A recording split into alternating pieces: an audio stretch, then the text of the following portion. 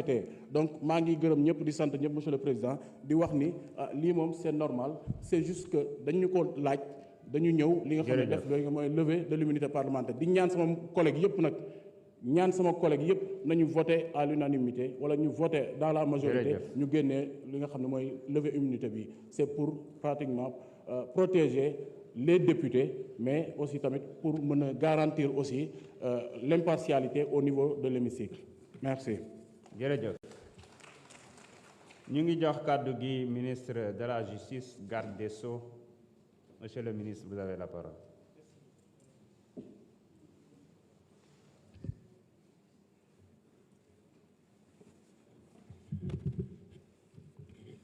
Je vous remercie, Monsieur le Président.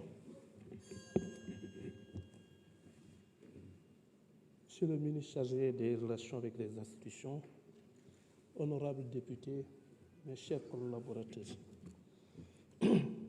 Par lettre numéro 5 du 3 janvier 2025, le procureur général près la Cour d'appel de Dakar m'a transmis en ma qualité de ministre de la Justice, garde des Sceaux, un courrier par lequel le procureur de la République financier sollicitait la levée de l'immunité parlementaire du député Mamadou Ngom Di Farba.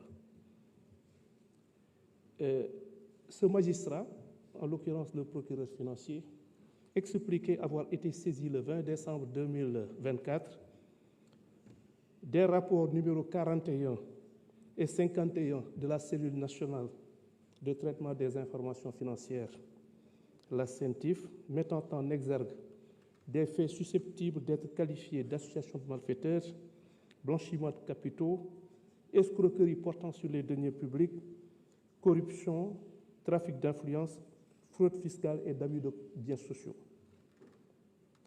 En donnant suite à cette demande, j'ai donc saisi le président de l'Assemblée nationale à cet effet par correspondance numéro 0012, ministère de la Justice, cabinet DC, du 10 janvier 2025. La procédure qui a été donc initiée se fonde sur l'article 66 de la loi numéro 2024-08 du 14 février 2024 relative à la lutte contre le blanchiment de capitaux, le financement du terrorisme et la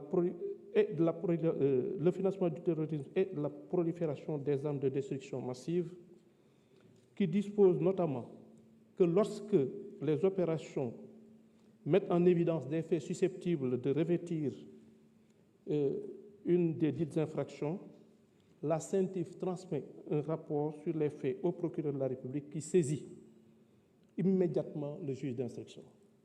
C'est dire donc qu'au terme de cette loi et au terme de la procédure, n'eût été la qualité de député du mis en cause, il va de soi que le procureur de la République n'aurait eu d'autre choix que de saisir donc le juge d'instruction sans aucune autre possibilité d'opter pour une quelconque autre procédure.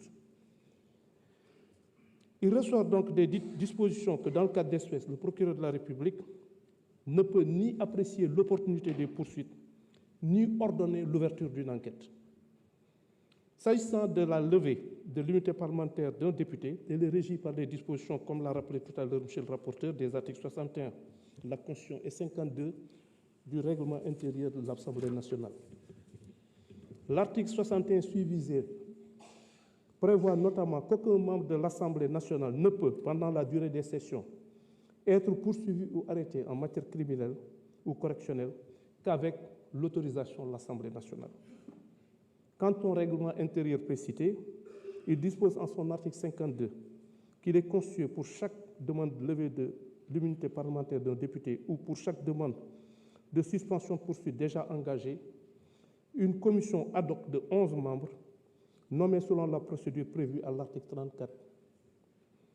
La commission donc doit entendre le député intéressé, lequel peut choisir comme défenseur un de ses collègues.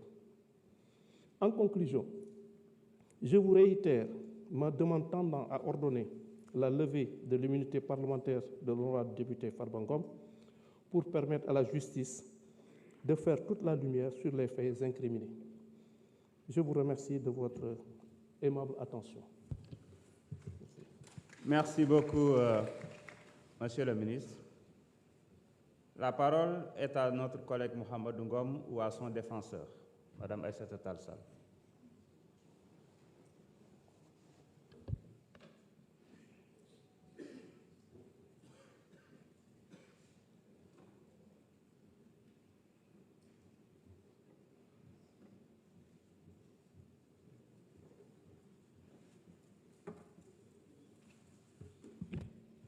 Je vous remercie, Monsieur le Président, mes très chers collègues.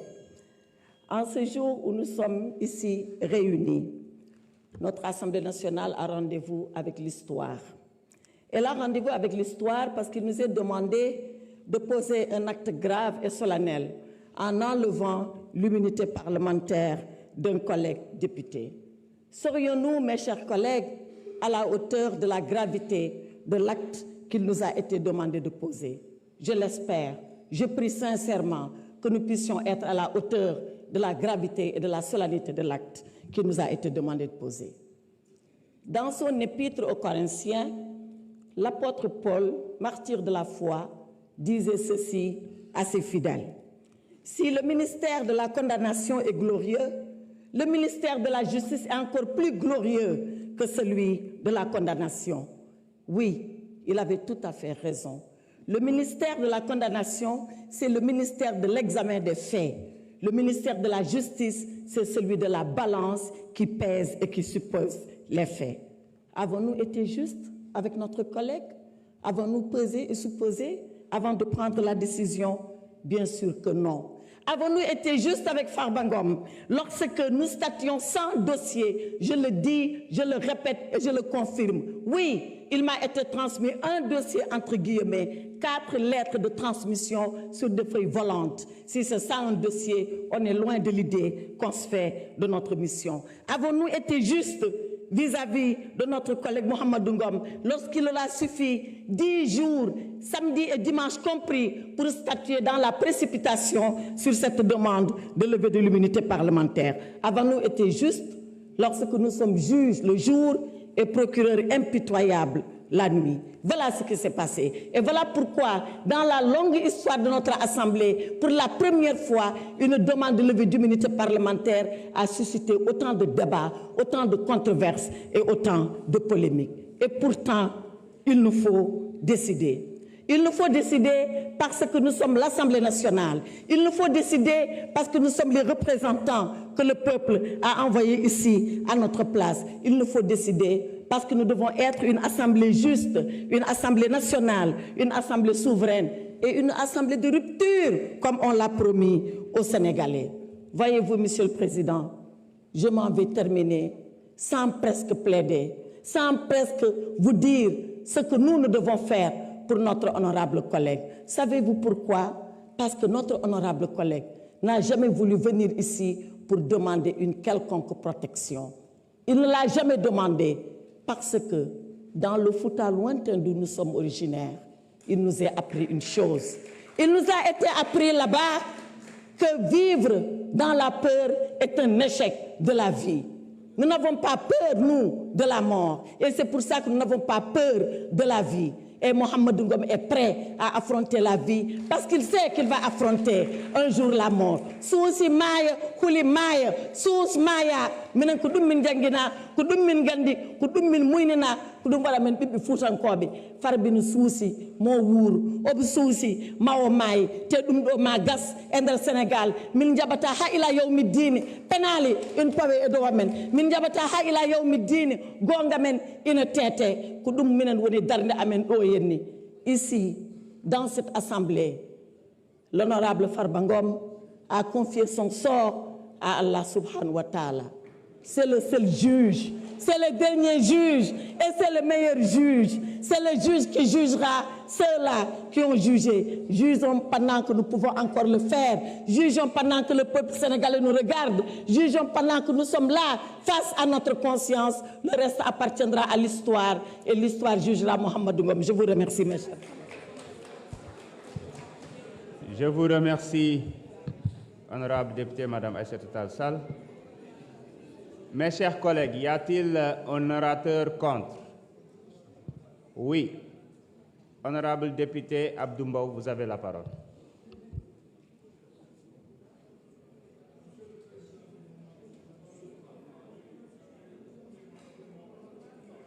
Vous avez dit que vous n'avez pas le droit de parler.